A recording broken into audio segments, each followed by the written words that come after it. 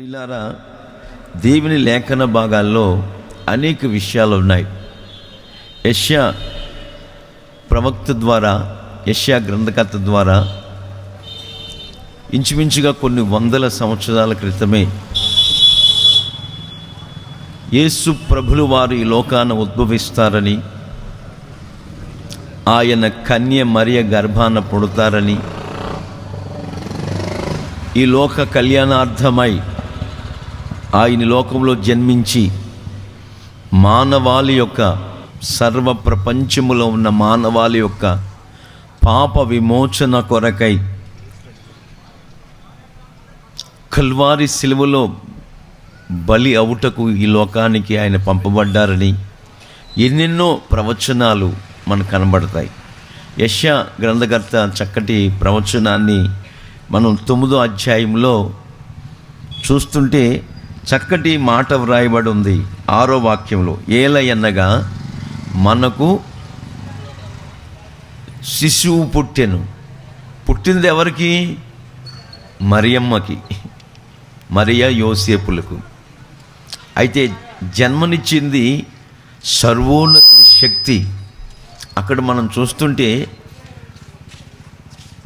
ఏకవచనం వాళ్ళ ఏలయనగా మనకు అంటే సర్వమానవాళికి.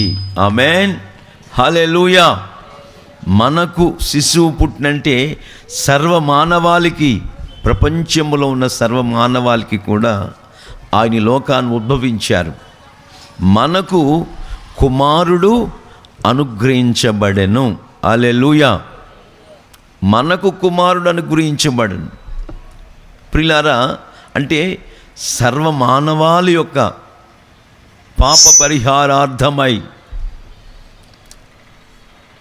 మనిషికున్న పాపాన్ని తొలగించటకి, శాపాన్ని తొలగించి నిత్య రాజ్యానికి వారసులుగా చేయటానికి ఆయన లోకాన్ని ఉద్భవించారు.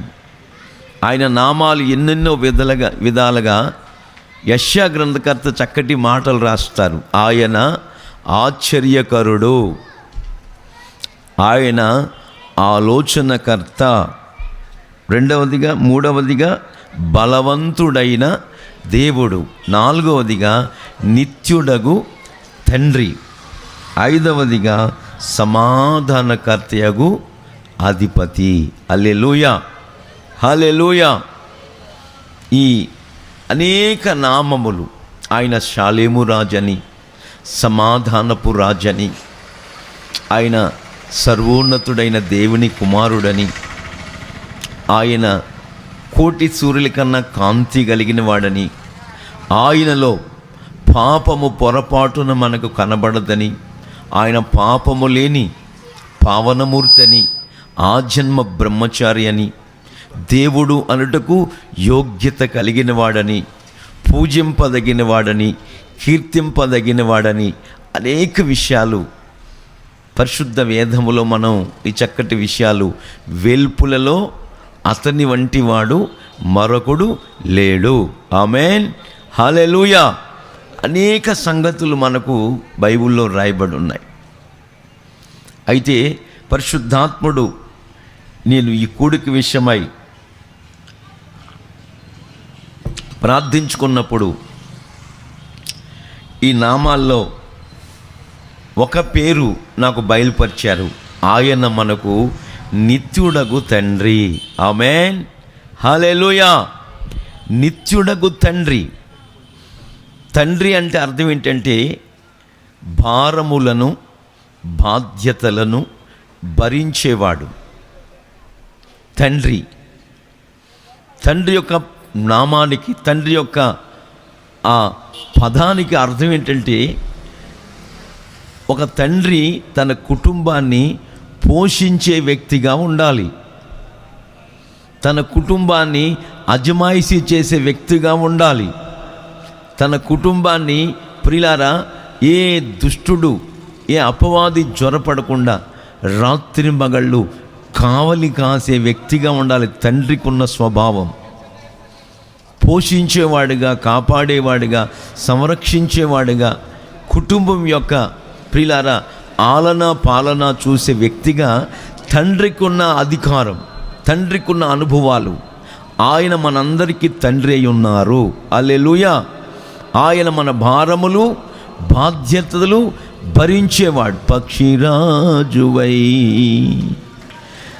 నీ బాధ్యతలు భరించితివే, నీవే నా తండ్రివై.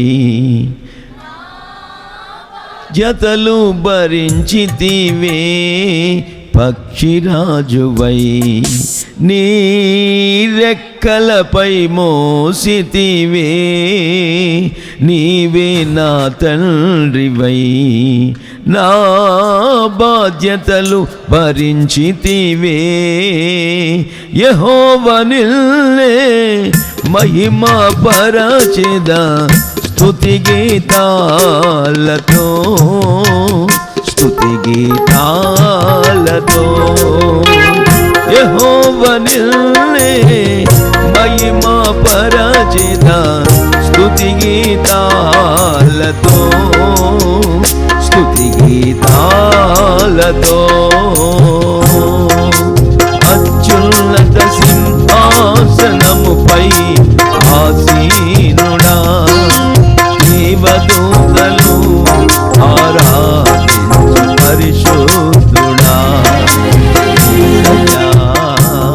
నా నిలువెల్ల నిండియున్నావు, నా మనసారని సన్నిధిలో సాగిలపడి నమస్కారము చేసేదా, సాగిలపడి నమస్కారము చేసేదా.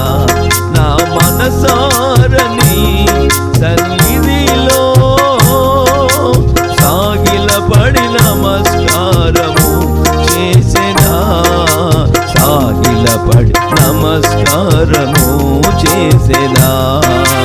పరిమళించుని నా సాక్ష్య జీవితమే, పరిశుద్ధాత్ముడు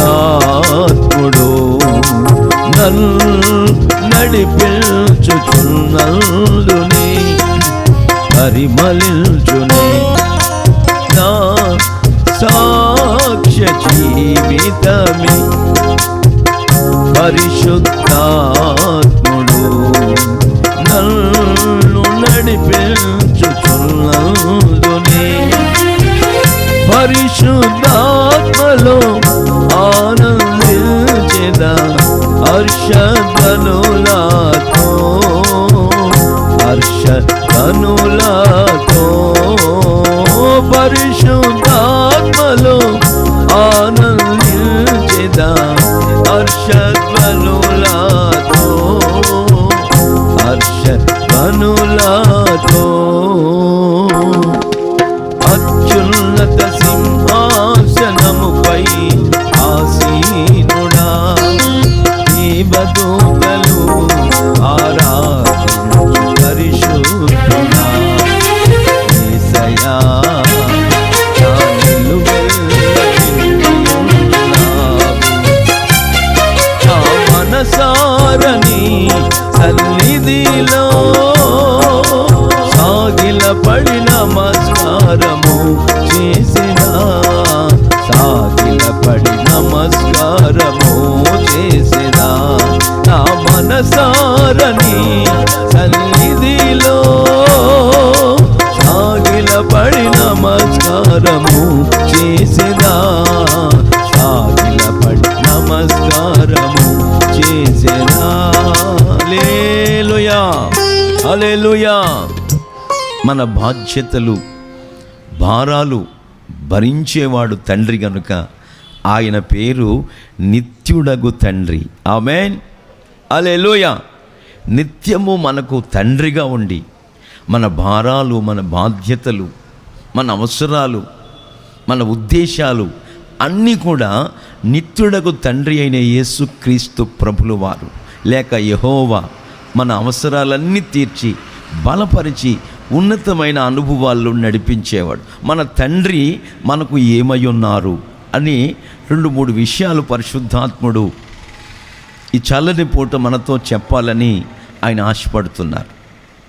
యేసుక్రీస్తు ప్రభుల వారు సర్వోన్నతిని శక్తి ద్వారా మరియమ్మ గర్భము ధరించినదై నవమాసములు నిండిన తర్వాత యేసుక్రీస్తు ప్రభుల వారికి జన్మనిచ్చింది. సరిగ్గా ప్రియులారా, చిన్న పసిగందప్పటి నుంచి 8వ రోజునే యేసయ్యకు సున్నతి చేయబడింది. ప్రియులారా, ఆ తరువాత ఆయన ఉగ్గుపాలతో పెంచబడిన వాడై ఇంచుమించుగా 12 సంవత్సరాల వయసు వచ్చినప్పటికీ యేసు ప్రభు వాళ్ళ అమ్మగారు నాన్నగారు ఎక్కడికి వెళ్ళారు? యెరూషలేముకు వెళ్ళారు. పస్కా పండుగ దినాల్లో పండుగకి వెళ్ళారు యెరూషలేముకి. వెళ్ళినప్పుడు అక్కడ అన్నీ చూచారు, దేవాలయానికి వెళ్ళారు, అన్నీ బాగానే ఉన్నాయి. అంత పండుగ అంతా అయిపోయాక మరియ యోసేపులు వాళ్ళ బంధువులు స్నేహితులు అందరూ కూడా పండుగ అయిపోయింది, మరలా ఎవరి ఇళ్ళకి ఎవరి గ్రామాలకి వాళ్ళు వెళ్ళిపోయారు. తీరా ఇంటికి వెళ్ళి చూస్తే యేసయ్య మరియ యోసేపులతో లేడు. లేకపోతే అయ్యో యేసు ప్రభుల వారు ఏమైపోయారు, నా కుమారుడిని యేసయ్య ఏమయ్యారని నెలవరులతో వాళ్ళ బంధువులకి స్నేహితులకి అందరికీ కూడా ఇలా తెలియపరిచారు. ఎక్కడ కనపట్ల. తిన్నగా మరలా వాళ్ళు యెరూషలేము ప్రయాణమై వచ్చారు. వస్తే అక్కడ నా ప్రియ సహోదరి సహోదరులారా, యేసుక్రీస్తు ప్రభులు వారు బాల్య వయసులోనే, చిన్నతనములోనే 12 ఏళ్ల వయసులో ఆ దేవాలయములో, యెరూషలేము దేవాలయములో ధర్మశాస్త్రోపదేశకుల మధ్యలో, పండితుల మధ్యలో, ప్రియులారా పరిసయ్యుల మధ్యలో, యూదుల మధ్యలో అనేకులు ధర్మశాస్త్రమునందు ప్రావీణ్యత కలిగిన వారు, ధర్మశాస్త్రమును ఉగ్గుపాలతో ఆరగించిన వారు, అట్లాంటి గొప్ప గొప్ప గొప్ప గొప్ప స్కాలర్స్ వాళ్ళందరి మధ్యలో కూడా యేసయ్య కూర్చుని వాళ్ళు అడుగుతున్న ప్రశ్నలన్నిటికీ కూడా ఏమాత్రము తడువుకోకుండా సమాధానం చెప్తున్నాడు. ఈయన యోసేపు కుమారుడు కదా, వడ్రంగ మేస్త్రి కొడుకు కదా, ఈయన మరియమ్మ కొడుకు కదా, యాకోబు యోహాను సహోదరుడు కదా, ఈయన ఏంటి సంగతి, ఈ పాండిత్యం ఎక్కడిది, ఈయన చక్కగా ఈ మాటలు చెప్తా వస్తున్నాడు అని అనుకుంటున్న సమయంలో మరియ యోసేపులు వచ్చారు. వచ్చి ఆ మధ్యలోకి వెళ్ళటానికి జనసమూహం కిక్కిరిసిపోయి ఉన్నారు. ఇసుకెత్తే రాళ్ళంతగా కిక్కిరిసిపోయి జనసమూహం అంతా యేసయ్య వాళ్ళ మధ్యలో ఉన్నారు. జనమంతా మరి గుమిగూడి ఉన్నారు. మధ్యలోనికి వెళ్ళలేని పరిస్థితి. అప్పుడు వాళ్ళ అమ్మ నాన్నగారు, మీ నాన్న అమ్మగారు బయట నిలబడి ఉన్నారు, కాస్త యేసు ప్రభుకు చెప్పండి మీరు వెళ్ళని ఒక వ్యక్తికి చెప్తే ఆయన వెళ్ళి, బోధకుడా మీ నాన్నగారు అమ్మగారు అదిగో అక్కడ ఉన్నారు బయట గేట్ దగ్గర ఎంట్రన్స్లో, నీ గురించి చాలా వెతుకుతున్నారంటే, అప్పుడు ఆయన అంటాడు, నా తల్లి ఎవరు, నా తండ్రి ఎవరు, దేవుని చిత్తమును జరిగించే మీరే నా తల్లి నా తండ్రులు. చప్పలు కొట్టండి గట్టిగా. ఆమేన్, హల్లెలూయా. ఆయన ఇంకొక మాట కూడా చెప్పారు, నేను నా తండ్రి పనుల మీద ఉండాలని వాళ్ళ ఎరగరా అంటే యేసయ్య ఆ మాట చెప్తున్నారు. నా తండ్రి పనుల మీద నేను ఉండాలని వారికి తెలియదా అంటారు. అంటే మనము మన తండ్రి నిత్యుడగు తండ్రి, మనము కూడా లేఖనాలు చెప్తున్న ఎవరి కార్యములు వాళ్ళే చూసుకుంటున్నారు, నా కార్యములు ఎవరు చూడలేదంటారు. మనం మన కార్యాలు చూసుకోకుండా కొంత సమయం ప్రియులారా తండ్రి కార్యాలు కూడా మనం నిర్వర్తించాలి. ఆమేన్, హల్లెలూయా. తండ్రి పని చెయ్యాలి. మా కుదరదులే అండి పాస్టర్ గారు, మాకు చాలా పనులు ఉంటాయంటే బైబిల్ దానికి కూడా సమాధానం ఉంది. నీ పనుల భారము యెహోవా మీద నిత్యుడగు తండ్రి మీద మోపండి, అప్పుడు మీ ఉద్దేశములన్నీ కూడా సఫలీకృతము చేయునుగాక. ఆమేన్.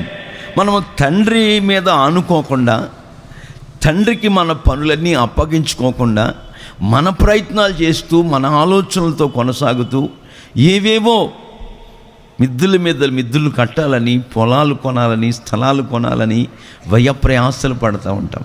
అయితే మన ప్రయాసలన్నీ వ్యర్థమని, మనం ప్రయాసపడుతుంది మనం కాదని, మనకు తోడైన దేవుని కృపని పౌలు గారు చెప్తున్నట్టుగా మన ప్రయాసంతా కూడా వ్యర్థమని గుర్తించిన వారమై, మనం ప్రయాసపడేది దేవుని కొరకని, తండ్రి నిమిత్తమై, నిత్యుడగు తండ్రి కొరకు మన పనులు, మన ఉద్దేశములు పక్కన పెట్టి ఆయన పనుల మీద మనం కొంత సమయాన్ని కేటాయించుకొని, ఈ సమయంలో నేను నా తండ్రి పని చేస్తాను అనే ఉద్దేశం, ఆ సదుద్దేశం ఏ వ్యక్తులకైతే సర్వ ప్రపంచంలో ఉండి తీరుతుందో అట్లాంటి వ్యక్తులకు నా తండ్రి, నా ప్రభు అయిన యేసుక్రీస్తు వారు నిత్యము తండ్రిగా ఉందురుగాక. ఆమేన్. వారి పనులు సఫలీకృతము చేయుదురుగాక. కొంతమంది తండ్రులు బైబిల్లో మనకు కనబడతారు. ఆ తండ్రికి 2 కొడుకులు. ఒకడేమో రాత్రి పగళ్ళు ఇరిగేషన్ వ్యవసాయం పొలంలోనే ఉంటాడు. ఒకడేమో జులాయిగా తిరుగుతూ ఉంటాడు. అడుగు ఉన్నట్టుండి నా తండ్రి నా ఆస్తి నాకు పంచిపెట్టేయి అంటాడు చిన్నవాడు. రేపు పండుగ వస్తే బట్టలు కుట్టిస్తున్నాను, ఆదివారం నీకు అది తెచ్చి కడుపు నిండా పెడుతున్నాను, నీకు ఏది కావాల్సి అది కొనిపెడుతున్నాను, ఆస్తి సంగతి ఇప్పుడు ఆస్తి ఇస్తావా చంపమంటావా? ఇట్లాంటి కుమారులు కూడా లేకపోలేదని ప్రపంచంలో. నాకు తెలిసిన ఒక తండ్రి ఉన్నాడు. ఆ తండ్రి ఇంచుమించుగా 1000 crores 1000 కోట్లు సంపాదించాడు. ఒక బట్టల మిల్లులో షేర్ ఒక 10 పైసలు వాటా ఉండి ఎట్లా సంపాదించాడు మనకు తెలియదు. 1000 కోట్లు ఆ తండ్రి సంపాదించిన సంపాదన అంతా ఇక వయోవృద్ధుడైపోయాడు. ఒక కొడుకు, భార్య చనిపోయింది. ఈ ఆస్తంతా నాకెందుకు, వాడికి ఇస్తే నన్ను చూడకుండా ఉంటాడా, నేను వాడి తండ్రిని కదా అని అనుకుని 1000 కోట్లు వీలునామా డాక్యుమెంట్స్ అన్నీ కుమారుడి పేరు రాసేసి వాడి చేతిలో పెట్టేశాడు. పెట్టిన వితిన్ 3 నెలలు తిరగకుండా ఈ తండ్రిని, ప్రిలారా ఆ మాట వాళ్ళు అందులో చెప్తున్నప్పుడు వింటున్నప్పుడే నాకు చాలా బాధ కలిగింది. 3 నెలలు తిరగకుండా ఆ తండ్రిని ఆ కుమారుడు అనాథాశ్రయంలో పెట్టేశాడు, వృద్ధాశ్రయంలో. ఎంత దౌర్జన్యం, ఎంత శోచనీయమండి. తండ్రికి ఎంత దుఃఖం. మనం ఆరాధిస్తున్న దేవుడు నిత్యుడగు తండ్రి. హల్లెలూయా.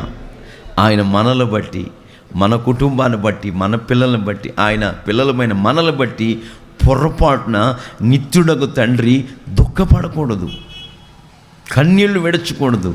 మనల్ని బట్టి ఆయన ఆనందించాలి. హల్లెలూయా. మనల్ని బట్టి ఆయన సంతోషించాలి. సంతోషిస్తే ఏం చేస్తాడు? యెహోషువ, కాలేబులు చెప్తున్నారు, యెహోవా మన యందు ఆనందించినడల. యెహోవా అనగా తండ్రి మన యందు ఆనందించినడల నిశ్చయముగా ఆ పాలు తేనెలు ప్రవహించు దేశంలో మనల్ని అడుగు పెట్టించునుగాక. ఆమేన్ అని చెప్తున్నారు.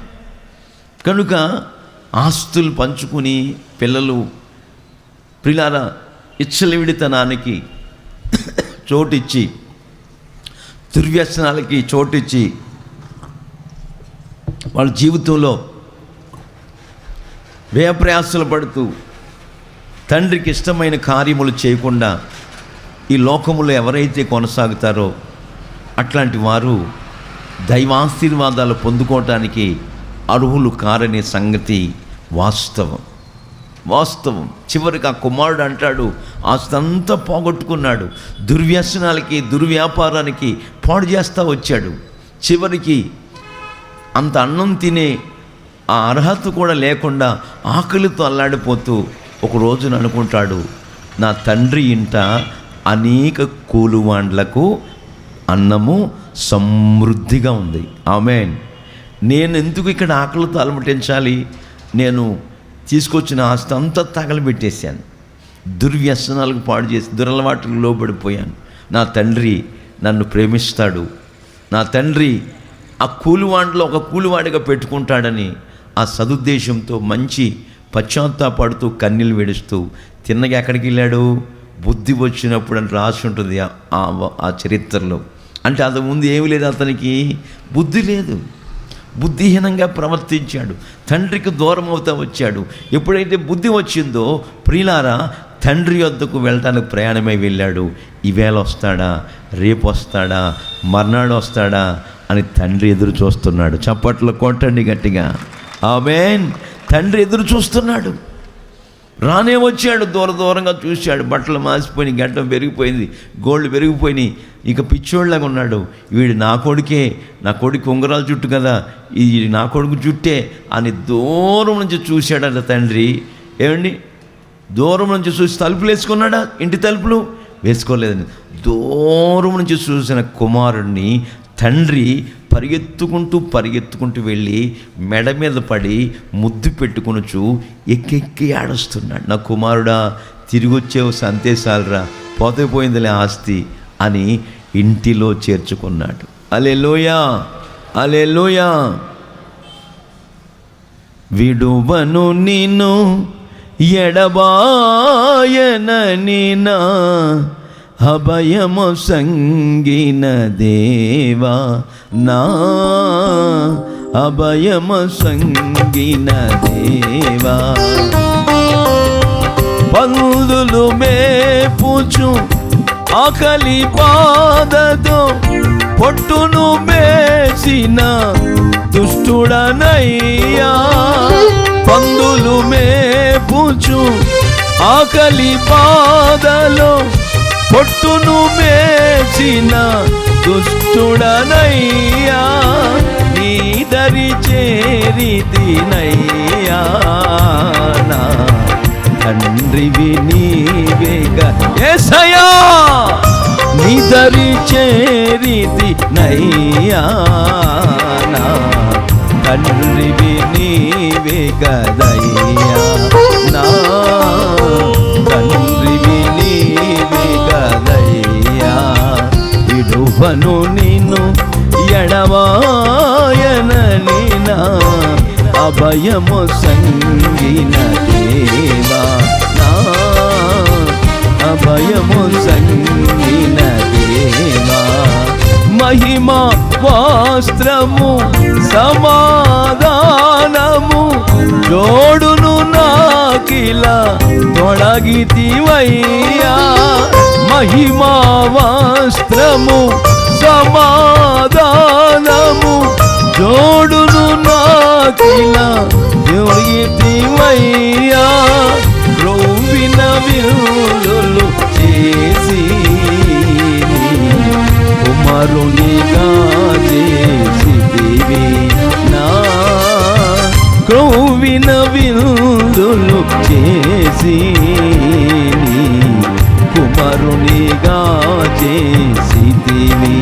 నన్ను నీ కుమారునిగా చేసితివి. విడువను నేను ఎడబాయనని నా అభయము సంగిన దేవా, నా అభయము సంగిన దేవా. హల్లెలూయా. ఆయన మన తండ్రి. హల్లెలూయా. మన తండ్రి ఎంత ఘోరాతి ఘోర పాపినైనా క్షమించుటకు శక్తి గల దేవుడు. ఆయన సహనము, ఆయన తగ్గింపు, ఆయన దీర్ఘశాంతము, ఆయన కృప వాత్సల్య పూర్ణుడు. ఆమేన్. ఆయన తగ్గింపు, ఆయన సహనము, ఆయన విధేయత మన జీవితాల్లో కూడా ఉండి ఆయన ప్రజలమైన మనం తండ్రి స్వభావం కలిగి సాగాలి. ఆమేన్. తండ్రి వలె క్షమించే మనసు మనకు ఉండాలా. అంతేగాని ఒకరికొకరు విరోధ స్వభావాలు పెట్టుకోకూడదు. ప్రభు చెప్పాడు, ముందు దేవుణ్ణి ప్రేమించండి, తర్వాత నిన్ను వలె నీ పొరుగువారిని ప్రేమించండి. ప్రేమ అనేక దోషములను కప్పునుగాక. ఆమేన్. ప్రేమ మరణము కంటే బలమైనది. ప్రేమ అమర్యాదగా నడుచుకోదు. దేవుని ప్రేమ ఉప్పొంగదు. ప్రేమ స్వప్రయోజనము కోరుకొనదు. ఇట్లాంటి అనుభవాల్లో ప్రేమ బాంధవ్యములు కలిగి తండ్రి ప్రేమలో మనం కొనసాగాలని లేఖనాలు చెప్పకనే చెప్పుచున్న నగ్న సత్యాలు. యేసు ప్రభుల వారు ఆయన శిష్యులు వెళ్ళిపోతున్నారు. శిష్యులకు ఆకలేసేస్తుంది. హృదయాంతర స్వభావాన్ని ఎరిగిన దేవుడు, అంతరంగ స్వభావాలను గుర్తించిన యేసయ్య, నిత్యుడగు తండ్రి, శిష్యులారా మీరు వెళ్ళి భోంచేసుకురండి, నేను అక్కడ ఉంటాను ఆ బావి దగ్గర అని చెప్పాడు ఆయన. వాళ్ళు ఎప్పుడు చెప్తారని చూస్తున్నారండి. భోంచేసుకుని వచ్చారు. ఆయన కూడా భోజనం తీసుకొచ్చారు. బోధకుడా నీ కూడా భోజనం తీసుకొచ్చామంటే యేసయ్య అంటారు, మీకు తెలియని ఆహారము నాకున్నది. ఆమేన్. యేసు ప్రభువుకి ఎంతమంది స్నేహితులు ఉండరు, ఎంతమంది తెచ్చిపెట్టుండరు టిఫిన్ బాక్సులు అని అనుకుంటున్నారు వాళ్ళు. అప్పుడు ఆయన అంటారు, నా తండ్రి చిత్తము నెరవేర్చుటయు, ఆమేన్, నా తండ్రి పని తుదముట్టించుటయు నాకు ఆహారమై ఉన్నది. చప్పట్ల కొట్టండి గట్టిగా, ఆమేన్. నా తండ్రి చిత్తం నెరవేర్చుటయు, నా తండ్రి పని తుదముట్టించుటయు నాకు ఆహారమై ఉన్నదని ప్రభులు వారు చెప్తున్నారు. కనుక నిత్యుడకు తండ్రి ఉన్న దేవుని సన్నిధిలో ఉన్న మనం మన పనుల భారాన్ని మొట్టమొదటిగా ఆయన మీద మోపాల. రెండవదిగా తండ్రి చిత్తం నెరవేర్చేవారంగా, తండ్రి చిత్తం కొరకు ప్రాకులాడేవారముగా, తండ్రి చిత్తము కొరకు ప్రాధాన్యపడేవారముగా, తండ్రి చిత్తం యేసు ప్రభుల వారు నెరవేర్చినట్లుగా, తుదముట్టించినట్లుగా మనము కూడా నిత్యుడకు తండ్రి చిత్తం నెరవేర్చేవారముగా, తుదముట్టించేవారంగా ఈ బ్రతుకు దినములన్నిట ప్రిలారా మనం ముందు కొనసాగుతున్నట్లయితే నా ప్రభు అయిన యేసుక్రీస్తు లేక నిత్యుడకు తండ్రి అయిన దేవాతి దేవుడు బ్రతుకు దినములన్నిట కృపాక్షేమములు మన వెంట ఉండేటట్టు ఆయన నడిపించునుగాక. ఆమేన్. అట్లాంటి కార్యములు నీ పక్షాన నా పక్షాన ప్రభులు వారు చేసి చూపిస్తానని ఈ చక్కటి విషయాలు లేఖన భాగాల్లో అనేక విషయాలు మనకు తెలియపరుస్తూ ఉన్నాడు. రెండవ అనుభవం మనం చూస్తుంటే ప్రిలారా, యెషయా గ్రంథంలో 64వ అధ్యాయం 8వ వాక్యం చదవండి. చదువుదాం. యెహోవా నిత్యుడగు తండ్రి, యెహోవా నీవే మాకు తండ్రివి, మేమందరము కూడా జిగట మన్నుమి, నీవు మాకు కుమ్మరివాడవు. ఆమేన్. మేమందరము కూడా మీ చేతి పని అయి ఉన్నాము. ఆమేన్.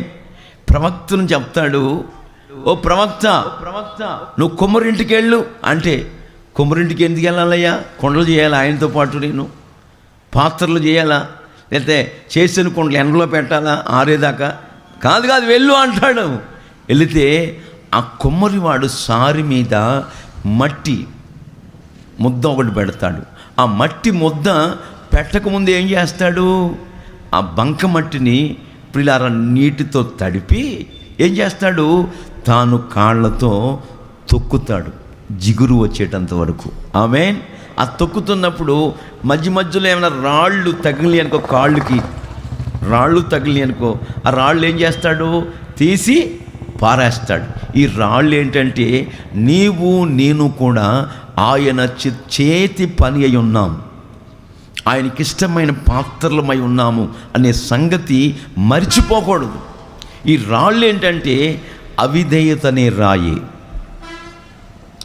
ప్రియులారా తుచ్చమైన అభిలాషలు అనే ఒక రాయి, కోపమని ఒక రాయి, రకరకాల రాళ్ళు.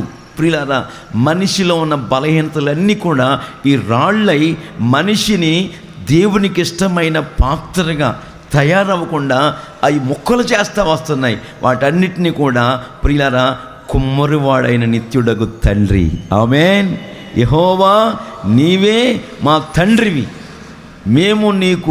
మేము జిగటమన్నై ఉన్నాం, మీ చేతి పని అయి ఉన్నాం, నీవు కుమ్మరివాడవి. దేవునికి మహిమ కలుగునుగాక.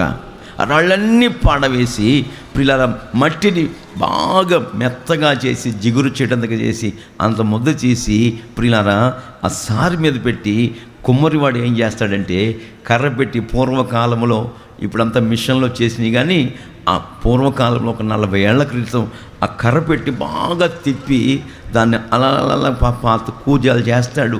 ఏమండి, పప్పు ఉడకబెట్టుకుని సెటిల్ చేస్తాడు, అన్నం ఉడకబెట్టుకునే దేశాలు చేస్తాడు, మంచినీళ్ళు పోసుకునే కొండలు చేస్తాడు. అలాగే ఇంట్లో చిన్నపిల్లలు దాచుకునే డిబ్బీలు కూడా చేస్తాడు. రకరకాల పాత్రలు, కొన్ని పాత్రలు ఘనహీనమైనవని, కొన్ని పాత్రలు ఘనత నిమిత్తమై తయారైన పాత్రలని లేఖనాలు చెప్తున్నాయి. దేవుని చిత్తములో తండ్రి మనల్ని ఆయన చిత్త ప్రకారంగా నడిపించినప్పుడు ఆయన కుమ్మరివాడు, ఆయన చేతిలో మనం జిగట మన్నుగా ఉన్నాం. ఆయన ఏ పాత్రను చేస్తాడో రాజుగాడు రథంలో కూడా ఒక కూజ ఉంటుంది. అది ఎక్కడ ఉంటుంది? రాజు రథంలో ఉంటుంది. దాహం వేసినప్పుడల్లా ఆ కూజాల్లో నీళ్లు తీసుకుని రాజు తాగుతాడు. ఇంకొక పాత్ర ఉంటుంది. ముసలోడు ఇయ్యలో రేపు గుట్టుకుమండేటట్టున్నాడు, ఇయ్యాల రేపు గుట్టుకుమంటాడు, అదే ఆ స్థితిలో ఉన్నాడు ఆ ముసలాయన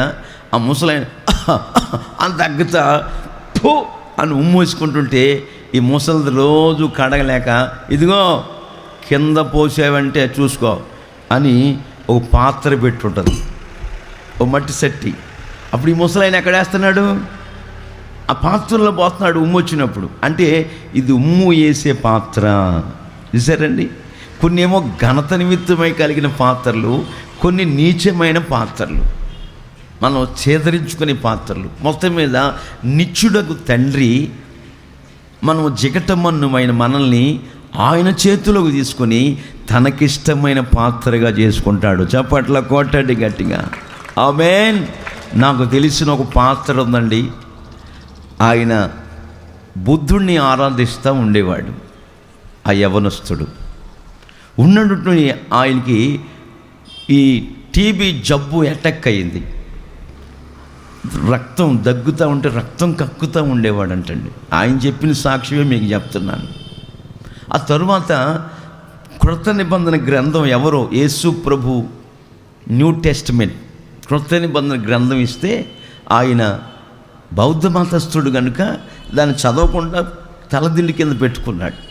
ఒక రోజున మొత్తం మీద ఆయన బాధ తట్టుకోలేక ఇక చనిపోయే పరిస్థితులు వస్తున్నప్పుడు ఏం చేశాడంటే ఆ న్యూ టెస్టిమెంట్ గ్రంథాన్ని, పూర్వకాలం న్యూ టెస్టిమెంట్ గ్రంథానికి ఎర్రటి అట్టు ఉండేది, మీకు గుర్తే ఉంటుంది. ఎర్రటి అట్టు వేసేవారు, ఇప్పుడు రకరకాల అట్లు వేస్తున్నారు. పిల్లారా ఆ ఎర్ర పుస్తకం తీసుకుని చూసి అందులో ఉన్న సంగతులన్నీ చదువుతూ ఉండగా ఆ యవనస్తుడికి టీబీ జబ్బు నయమైపోయింది. చప్పట్ల కొట్టండి గట్టిగా, ఆమేన్. తర్వాత ప్రభు దర్శించాడు ఆ యవనస్తుడిని. దర్శించి మారు మనసు పొందాడు, బాప్తిసం పొందాడు, పరిశుద్ధాత్మ నింపుదల పొందుకున్నాడు.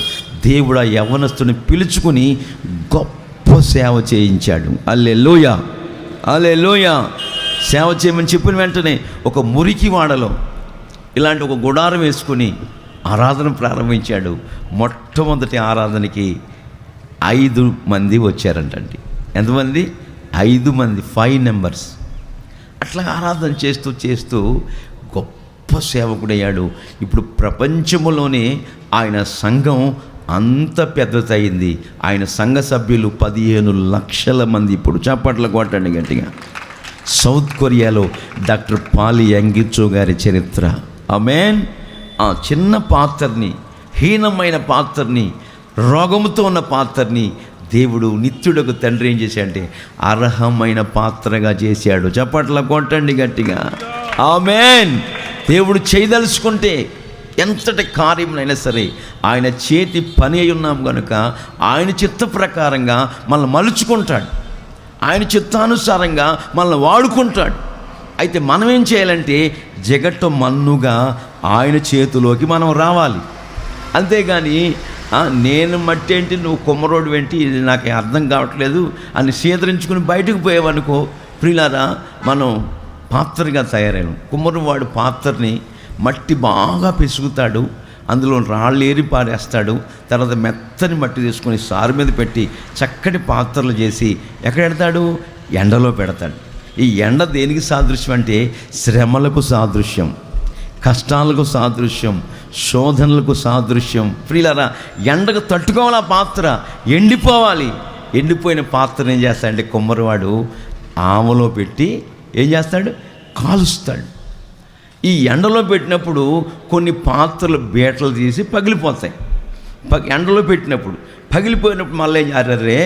ఇది పెద్ద బాణ, చాకలి బాణ, బట్టలు ఉడకబెట్టే బాణగా చేశాను, ఈ బాణ పగిలిపోయింది అని దాన్ని ఇసిరి కొట్టడు కుమ్మరివాడు.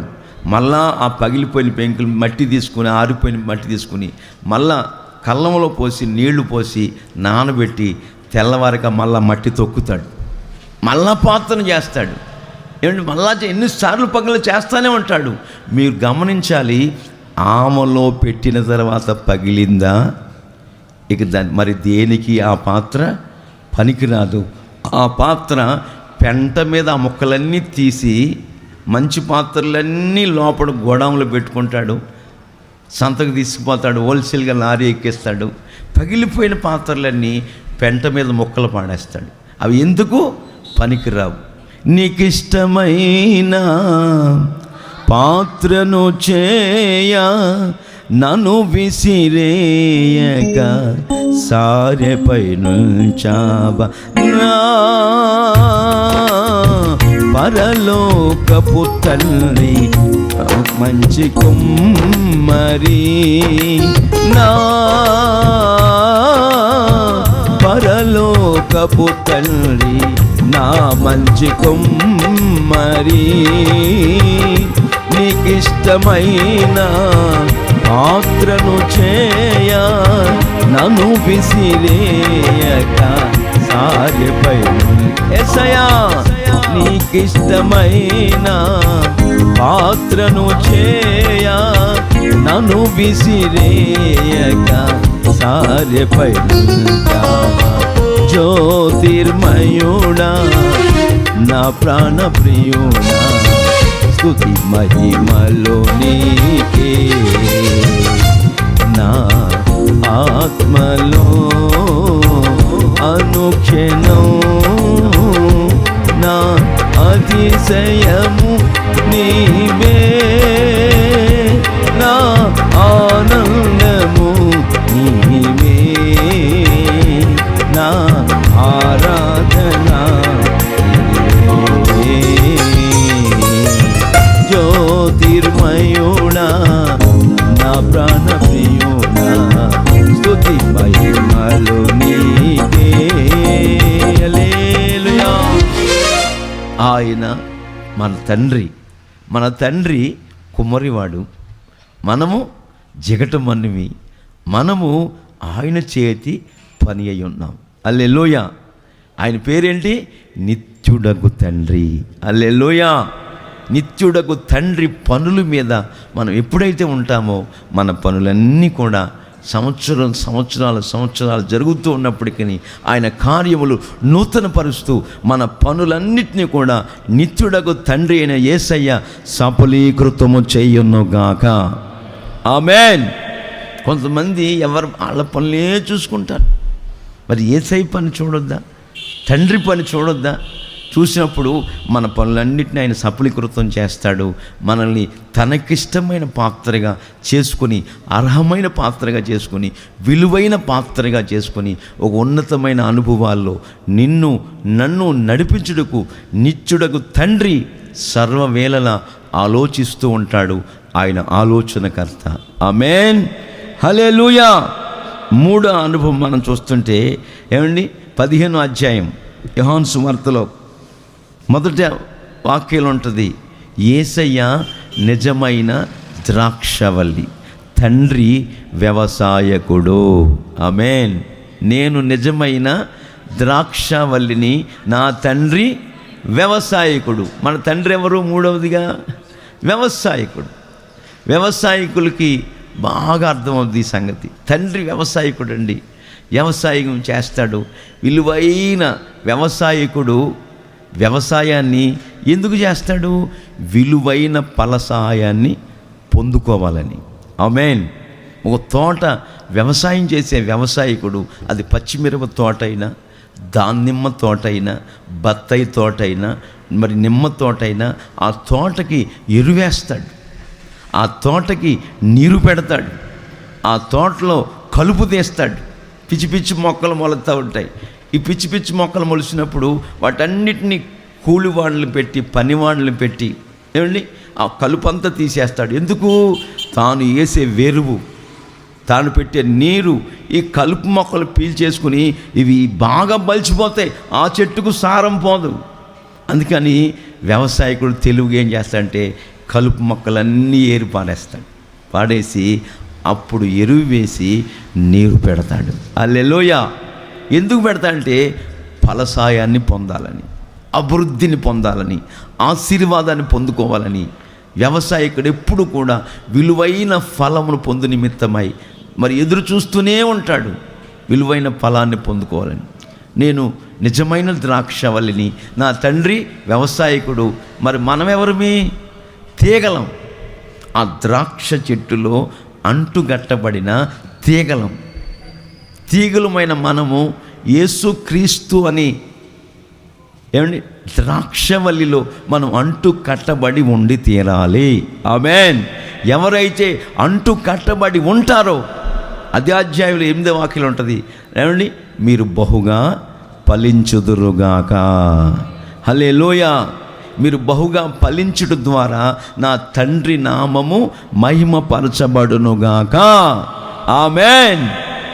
3వ అనుభవం ఏంటంటే, వెళ్ళిన ప్రతి చోట ఈ సెమీ క్రిస్మస్ వేడుక దినాన్న నిత్యుడకు తండ్రి అయిన దేవాతి దేవుడు మనకు ప్రత్యక్షమై ఆయన లేఖనాల్లో ఉన్న అనుభవాలు మనకు తెలియపరుస్తున్నాడు.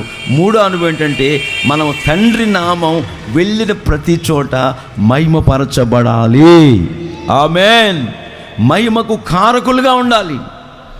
మన ద్వారా యేసయ్య నామం, నిత్యుడకు తండ్రి నామం అవమానాల పాలు కాకూడదు, నిందల పాలు కాకూడదు, మన ద్వారా సిగ్గులు పాలు కాకూడదు, సిగ్గుపడకూడదు.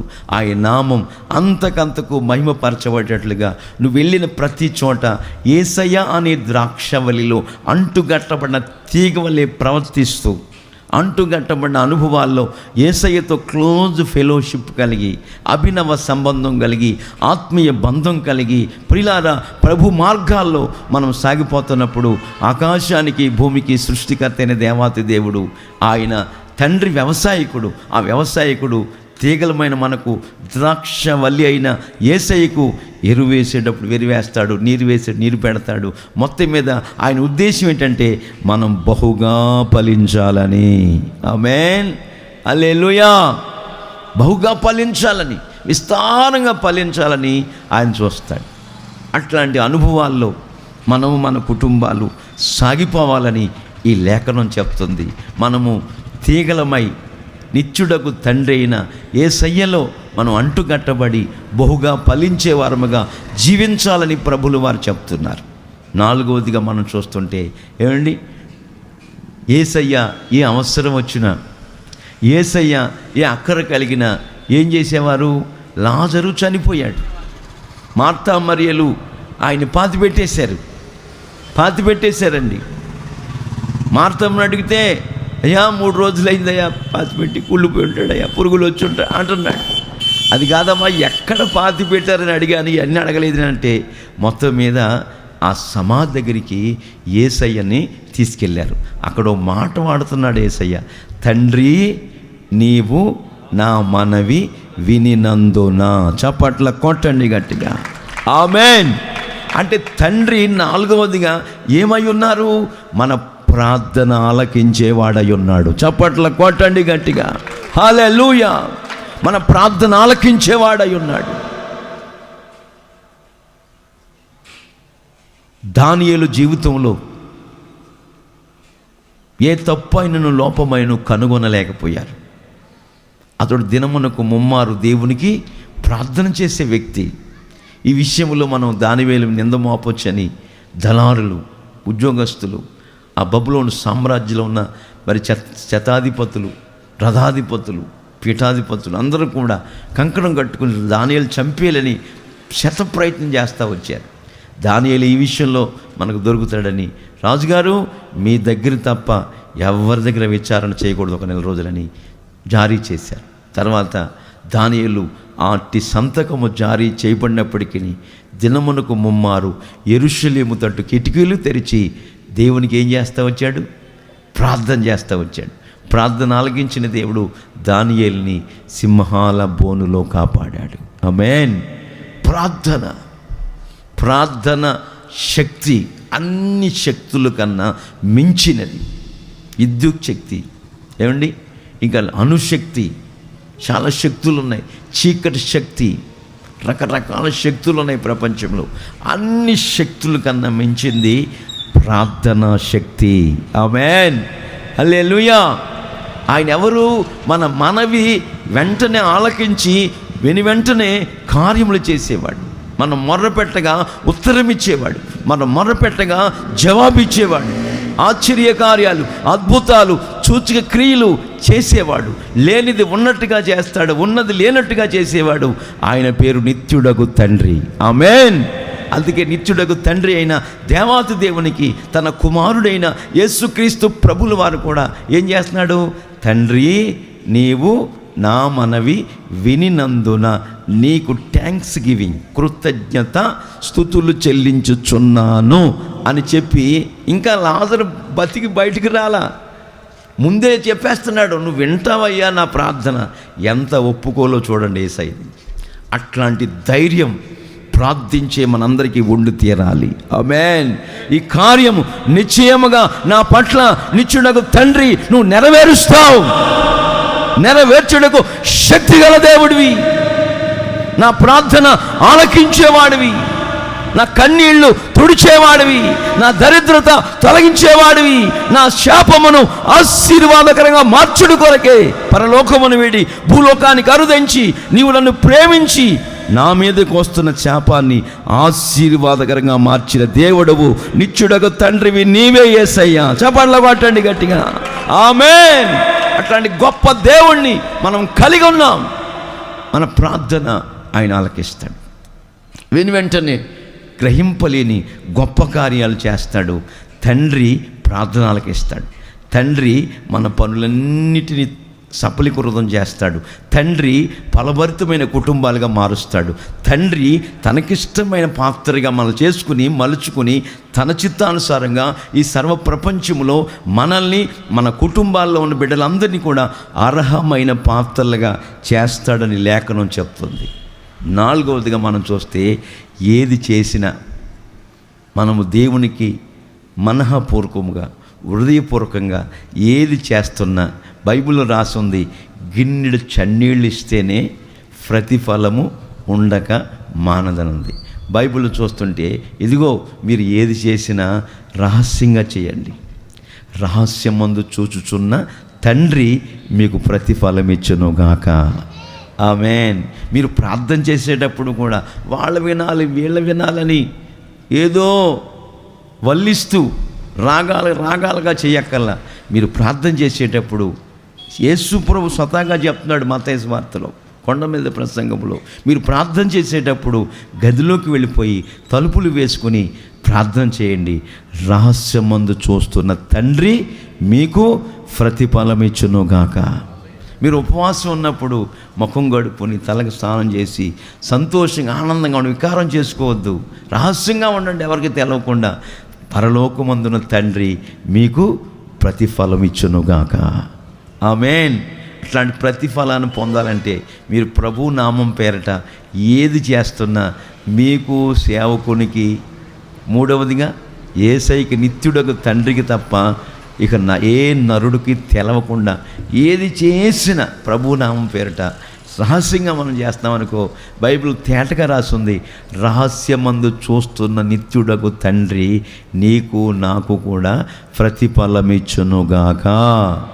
ప్రతిఫల పొందుకునే వారముగా దేవుడు తీర్చిదిద్దుతాడనే సంగతులు ఈరోజు వరకు వాస్తవాలుగా కనబడుతున్నాయి. ఆఖరిగా మనం చూస్తుంటే యేసయ్య ఈ లోకాన్ని జయించి ఈ లోకంలో ఉన్న శరీరాశల్ని, నేత్రాశలను జీవపు టంబాన్ని జయించి యేసయ్య ఎక్కడ కూర్చున్నాడు? తండ్రి సింహాసనమందు కూర్చున్నాడు. ప్రకటనలో రాసి ఉంటుంది, చదవటానికి సమయం కాదు. తండ్రి సింహాసనమందు, నిత్యుడకు తండ్రి సింహాసనమందు కూర్చున్నాడు. ఆయన ఏం చెప్తున్నాడు? నేను జయించి నా తండ్రి సింహాసనమందు కూర్చున్న ప్రకారం జయించువానని నాతో కూడా నా తండ్రి సింహాసనమందు కూర్చుండనిచ్చెదనుగాక. ఆమేన్. మరి మన ముగింపు ఏంటంటే, ఈ సెమీ క్రిస్మస్ వేడుక దినాన నా ప్రియ సహోదరి సహోదరులారా, వచ్చిన మీ అందరికీ మనందరికీ ముగింపు ఏంటంటే, తండ్రి సింహాసనం సిద్ధంగా ఉంది. ఆమేన్, హల్లెలూయా. ఏమండి, ప్రపంచంలో కోట్ల మంది ఉన్నారు దేవుని భక్తులు. వీళ్ళందరూ ఆ సింహాసనం ఎలా కూర్చుంటారు? సెల్ ఫోన్లో చూడండి, ఇన్ని ఫోటోలు ఉంటాయి. దాన్ని జూమ్ చేసి దగ్గరికి లాగేసామనుకో ఏమైపోద్ది? ఏం మాట్లాడేంటండి, ఇన్ని ఫోటోలు ఉంటాయి. ఏమండి, దాన్ని జూమ్ చేసి దగ్గరికి లాగేసామనుకో ఏమైపోద్ది? ఇంత అయిపోద్ది. నాకు ఆ బ్రదర్ చెప్పాడు, టీచర్కి 300 చిల్లర గ్రామాలంట జూమ్ చేసి పెట్టున్నాడు. అలా కనబడమన్నా దాన్ని విడదీయాల. ఆమేన్. అట్లాగే ప్రజలందరినీ ఒక మూటగా కట్టేసి కూర్చోబెడతాడు. చప్పట్లు కొట్టండి గట్టిగా, హల్లెలూయా. ఒక్కొక్కరిని ఆయన అంతరాత్మలో ఉంచుకుంటాడు. తండ్రి సింహాసనం మీద మనందరినీ కూర్చోబెడతాడు. ముగింపు ఒక మహిమకరంగా మారుస్తాడు. తల వంచండి, దేవుడి మాటలు దీవించును గాక.